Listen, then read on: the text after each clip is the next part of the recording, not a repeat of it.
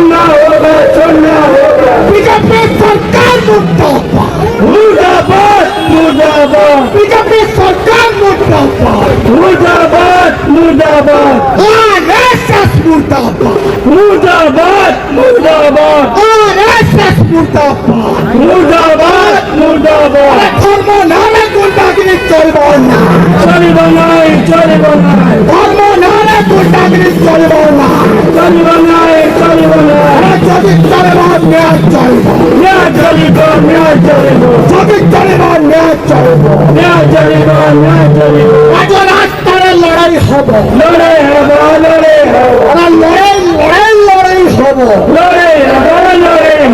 জোরদার লড়াই হবো কেহি যদি ভাবুছ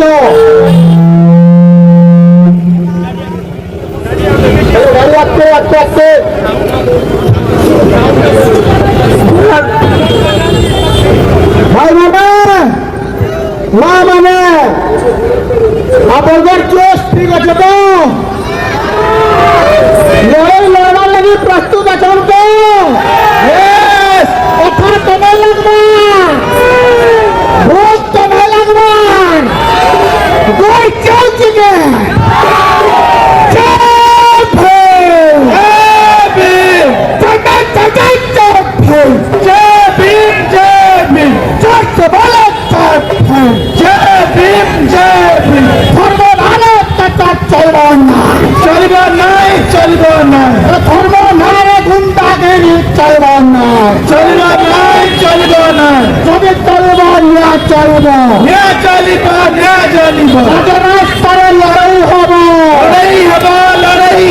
জোরদার লড়াই হব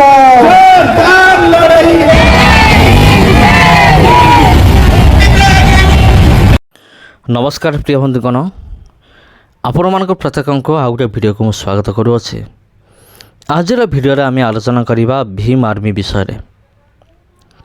ଅନ୍ଧଭକ୍ତମାନେ କହନ୍ତି ଭୀମ ଆର୍ମି ହେଉଛନ୍ତି ଖ୍ରୀଷ୍ଟିଆନ, କିନ୍ତୁ ଆପଣ କ'ଣ ଭାବୁଛନ୍ତି ଭୀମ ଆର୍ମି କ'ଣ ଖ୍ରୀଷ୍ଟିଆନ?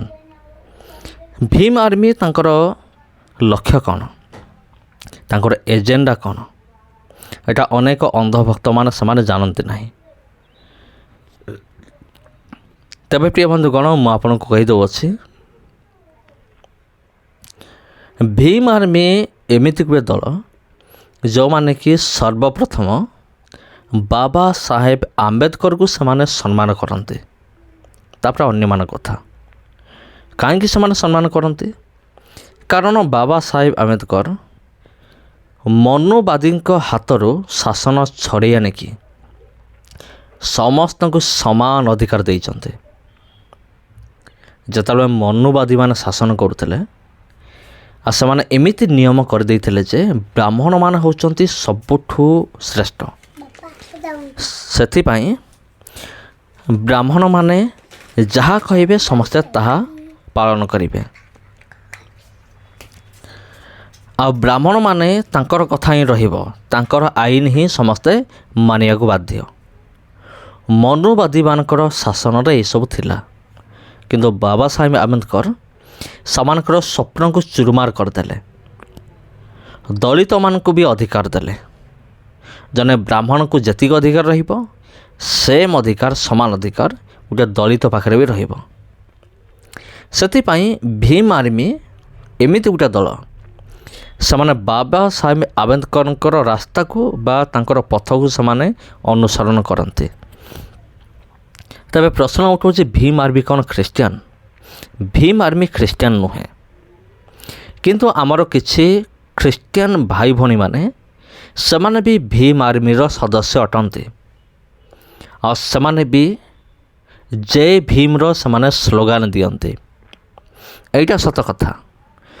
କିଛି ଖ୍ରୀଷ୍ଟିଆନ ଲୋକମାନେ ସେମାନେ ଭୀମ ଆର୍ମିରେ ମିଶିଛନ୍ତି, ଅଳ୍ପ କିଛି, ବେଶୀ ନୁହନ୍ତି, କିନ୍ତୁ ଭୀମ ଆର୍ମି ଖ୍ରୀଷ୍ଟିଆନ ନୁହେଁ। ଆଉ ଏ ଭୀମ ଆର୍ମି ବହୁତ ବର୍ଷ ଆଗରୁ ଏବେ ଯାକେ ସେ ନ୍ୟାୟ ପାଇଁ ସେ ସବୁବେଳେ ଲଢ଼େଇ କରିଛି, ଆଉ ସେ ସବୁବେଳେ ଚେତାବନୀ ଦେଇ ଆସିଛି। ବଜରଙ୍ଗ ଦଳ ପରି ଦଳମାନଙ୍କୁ ସବୁବେଳେ ଚ୍ୟାଲେଞ୍ଜ ଦେଇ ଆସିଛି। ଆଉ ଭୀମ ଆର୍ମି ମୁଁ କହୁଅଛି ଭୀମ ଆର୍ମି ହେଉଛି ବହୁତ ପାୱାରଫୁଲ୍। ଏପରିକି ବଜରଙ୍ଗ ଦଳଠୁ ବି ଆହୁରି ପାୱାରଫୁଲ୍। କାରଣ ଜଣେ ଭୀମ ଆର୍ମିର ବ୍ୟକ୍ତି 100 ବଜରଙ୍ଗ ଦଳ ସହିତ ସମାନ। କାହିଁକି ସମାନ? ତ ଭୀମ ଆର୍ମିର ପାୱାର କ'ଣ, ଶକ୍ତି କ'ଣ? ଭୀମ ଆର୍ମିର ଶକ୍ତି ହେଉଛି ସମ୍ବିଧାନ। ସମ୍ବିଧାନ ପାଇଁ ବୋଲେ ଭୀମ ଆର୍ମି ବହୁତ ପାୱାରଫୁଲ୍। ଆଉ ବିଗତ ଦିନମାନଙ୍କରେ ଆମେ ଦେଖି ଆସିଛୁ ଯେ ଭୀମ ଆର୍ମି କିଭଳି ଭାବରେ ଅନେକ ଜାଗାରେ ନ୍ୟାୟ ପ୍ରଦାନ କରିଛି।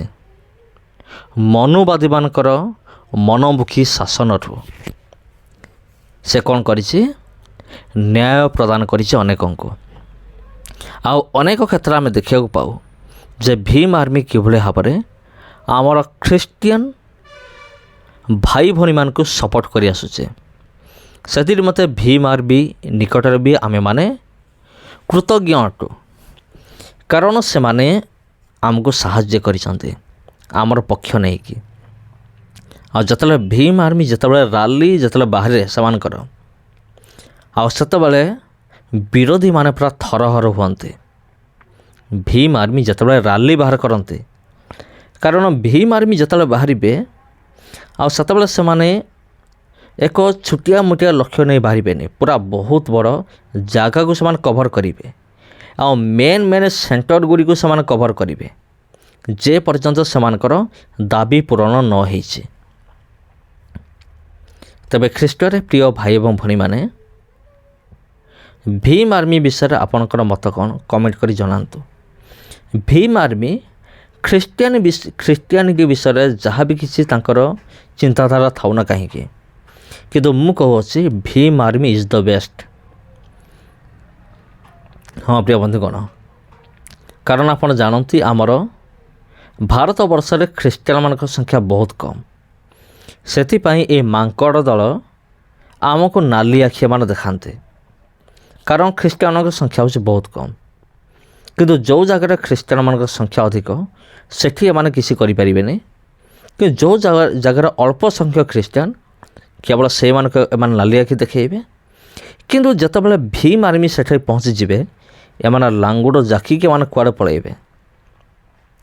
ଏଇଟା ହିଁ ଏମାନଙ୍କର ଏଜେଣ୍ଡା, ଏମାନଙ୍କର ନୀତି ବା ଆଦର୍ଶ ଆପଣ କହିପାରିବେ। ତେଣୁ ଯାହା ବି ହେଉ, ଭୀମ ଆର୍ମି ପୁଣି ଦେଲା ଚେତାବନୀ ଦେଇ ଆସୁଛେ। ଭୀମ ଆର୍ମି ପ୍ରଥମେ ଚେତାବନୀ ଦିଏ।